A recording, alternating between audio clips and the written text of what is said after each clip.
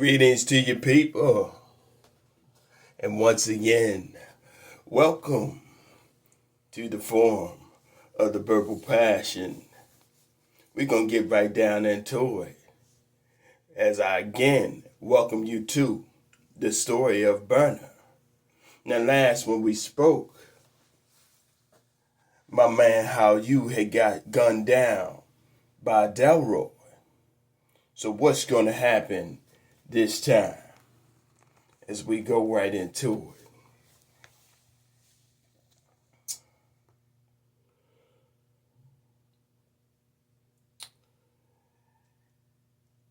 Bucky had tried to catch Delroy, but he had his thing, and with the gat in his hand, not too many were going to try to stop him.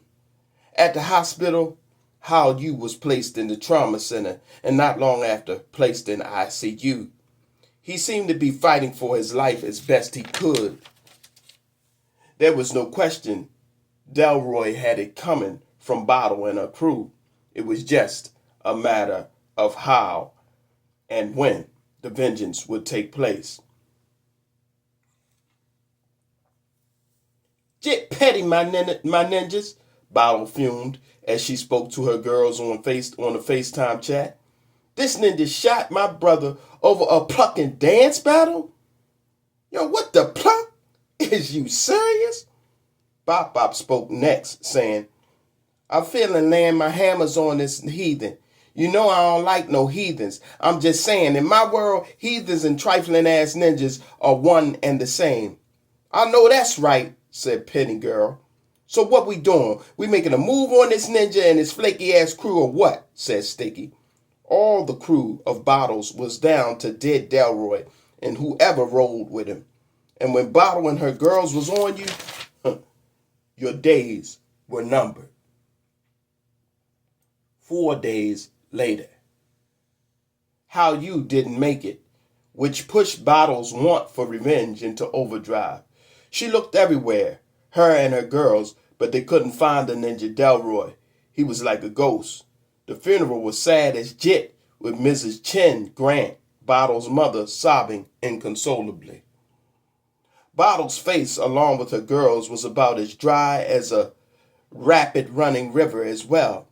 Delroy had made a hell of a bed, and lying sleep in it was not possible at this time or any.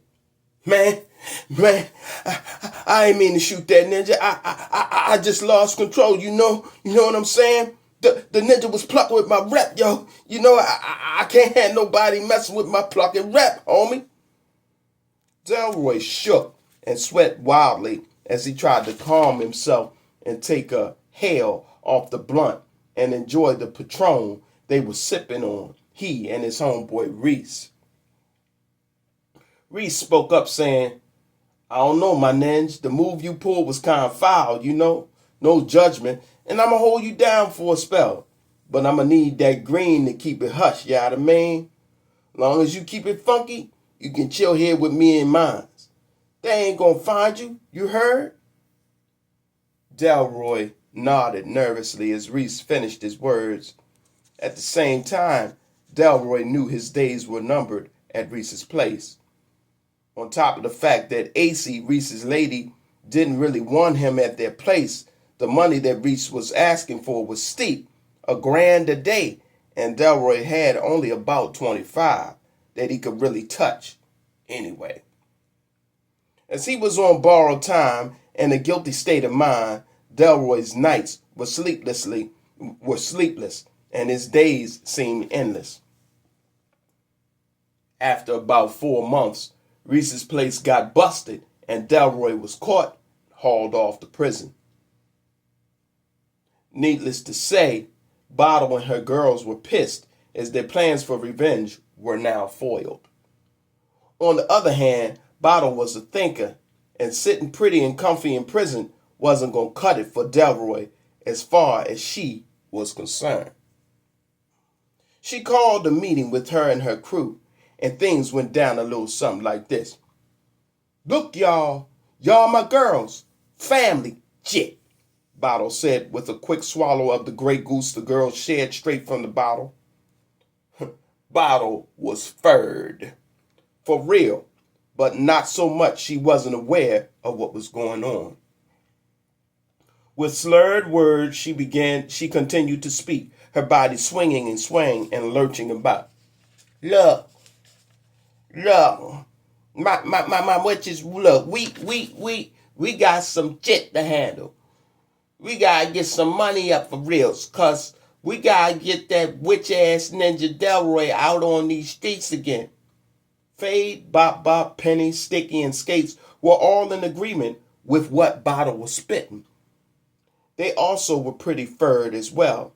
Then it seemed that Bottle had a moment of sobriety and she said, Yo, Fade, I need you go fall on a ninja for real though. At the sound of her nickname, Folly Wu, aka Fade, looked up from her drunken stupor. Raising her brow, she said, What you need me to do, Bottle, yo? Bottle responded, I need you to fall on a ninja for me. For reals, you heard? Sure enough, Bottle, where this ninja reside at? He a West Side Ninja, Bottle responded. He a West Side Ninja, and I want that ninja under a tombstone. Speak none further, Bottle. I'll handle it, said Fade, rocking and swaying as she was under the influence of the Grey Goose. They'd all been down in shorties of this and that as well, but all of them could hold their liquor and good. Bottle spoke further. This ninja that I'm putting you on, he called himself Reese. Yeah, Ninja was holding Delroy. That's why we couldn't find his ass. I want him done for that shit. Cause if it wasn't for him, we'd have had Delroy ass. And I'd have been able to terminate his ass on behalf of my brother. Still and all, I'm good. Cause I know you got me, Fade. I trust you with my life. That goes for all of y'all. With that, they did a group hug, hand piled up, and hollered, One crew! And they were out. It was on like popcorn. Bottle sent out a text amongst the five, too. It read, Anybody associated with Delroy, save for his mama, murked they ass too.